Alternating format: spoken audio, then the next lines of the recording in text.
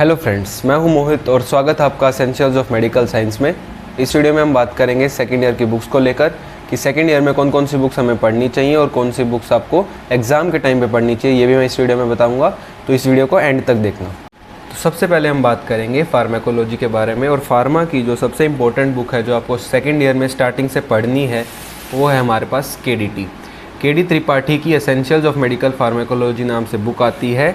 आपके सामने बुक है, सेम यही बुक आएगी। इसके अंदर सब चीज़ें बहुत अच्छे से दे रखी हैं, सब कुछ आपको समझ आएगा, लेकिन ये थोड़ी लेंदी बुक है, ठीक है। इसके अंदर सब चीज़ें लेंदी दे रखी है, तो एग्ज़ाम के टाइम पे आप इसको प्रेफर नहीं कर सकते। अगर शुरू से पढ़ रहे हो तो एग्ज़ाम के टाइम पे इसे प्रेफर कर सकते हो, लेकिन अगर आप स्टार्टिंग से नहीं अच्छे से कर पाए हो के को, तो एग्ज़ाम के टाइम पे आप के नहीं उठाओगे। एग्ज़ाम के टाइम पे जो आपको बुक उठानी है वो है शान बाग में बहुत ही कंसाइजली दे रखा है, बहुत ही छोटा छोटा करके दे रखा है सब कुछ। सब चीज़ें बहुत अच्छे से मिल जाएंगी, एग्ज़ाम पॉइंट ऑफ व्यू से मिलेगी, बिल्कुल एग्ज़ाम में जैसे आता है उसी तरह से आपको इसके अंदर सब चीज़ें एक्सप्लेन मिलेगी, ठीक है। तो शान बाग है एग्ज़ाम्स के लिए, ठीक है, और के है नॉलेज के लिए, ठीक है। तो के आपको नॉलेज के लिए और एग्ज़ाम के लिए दोनों के लिए होती है, और शान बाग जो है वो मेनली है एग्ज़ाम्स के लिए, ठीक है। नॉलेज गेन करनी है तो स्टार्टिंग से के पढ़नी है, और शान बाग सिर्फ और सिर्फ एग्ज़ाम के टाइम पर उठानी है। नेक्स्ट हम बात करेंगे पैथोलॉजी के बारे में। और पैथोलॉजी में मैं पहले आपको बताता हूँ कि क्या आपको पैथोलॉजी में पढ़ना होता है।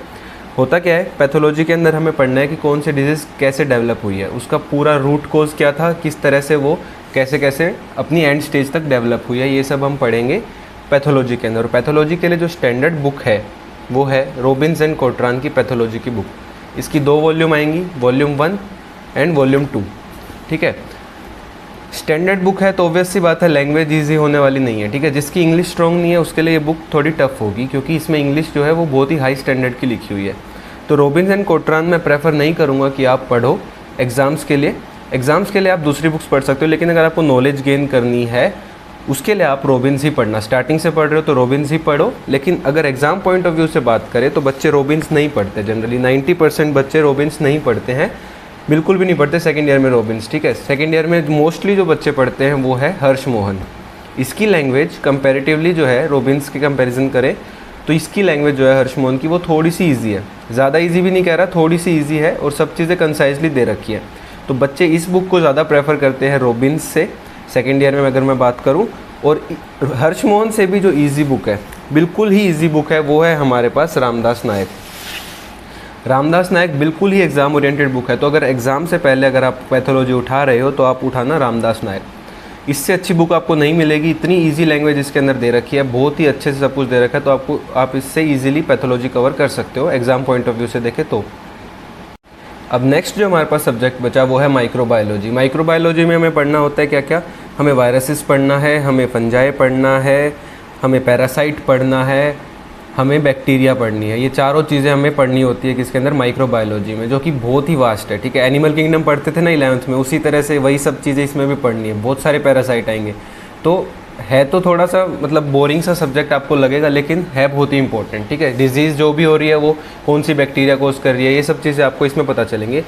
तो माइक्रोबायोलॉजी के लिए जो बुक है वो है अपूर्व शास्त्री की एसेंशियल्स ऑफ मेडिकल माइक्रोबायोलॉजी। बहुत ही इसमें ईजी तरीके से सब कुछ एक्सप्लेन किया हुआ है, पढ़ने लगोगे तो ईजी लगेगा।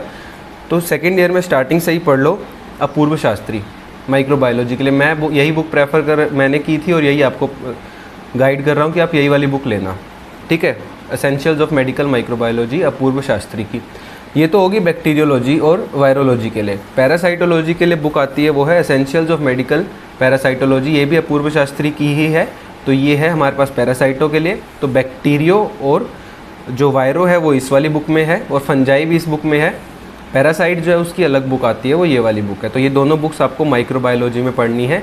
इसके अलावा अगर बात करें, अगर आपके ईयर में FSM की क्लासेस लगें तो FSM के लिए जो बुक आपको प्रेफर करनी है वो है गौतम विश्वास नाम से बुक आती है, review of forensic medicine and toxicology की।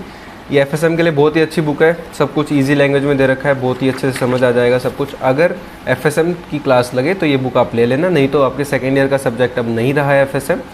तो आपके 3 सब्जेक्ट मेन है, फार्माकोलॉजी, पैथोलॉजी और माइक्रोबायोलॉजी। उसकी मैंने बुक्स आपको बताई। फार्मा के लिए मैंने बताया आपको के डी बताई। एग्ज़ाम पॉइंट ऑफ व्यू से बात करें तो मैंने शान बाग बताई थी, ठीक है।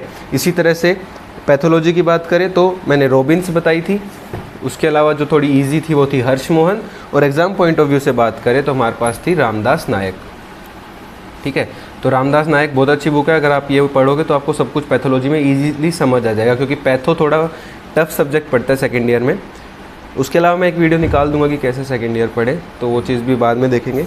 उसके अलावा बात करें माइक्रोबायोलॉजी की, तो माइक्रोबायोलॉजी में है अपूर्व शास्त्री।